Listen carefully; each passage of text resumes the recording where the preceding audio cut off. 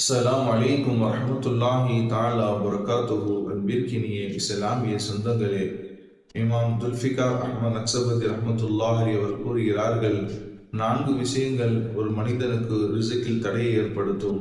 அதில் ஒன்று, ஒரு மனிதன் உணவை உண்ணும் பொழுது காலணி அதாவது செருப்பை அணிந்து கொண்டு உணவை உண்ணும் பொழுது அதன் மூலமாக அவனுக்கு ரிஸ்கில் தடை ஏற்படும்.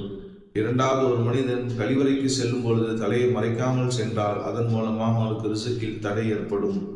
மூன்றாவது, ஒரு மனிதன் கழிவறையில் பேசும் பொழுது அதன் மூலமாக ஒரு மனிதனுக்கு ரிஸ்கில் தடை ஏற்படும். நான்காவது, ஒரு மனிதன் தன் வீட்டிற்கு வரக்கூடிய விருந்தாளிகளை சுமையாக கருதுவானானால் அதன் மூலமாக ரிஸ்கில் தடை ஏற்படும். இந்த 4 விஷயங்களும் ரிஸ்கில் தடை ஏற்படுத்தக்கூடியது என்பதாக இமாம் துல்ஃபிகார் அஹ்மத் நக்ஸபதி ரஹ்மத்துல்லாஹி அவர் கூறுகிறார்கள்.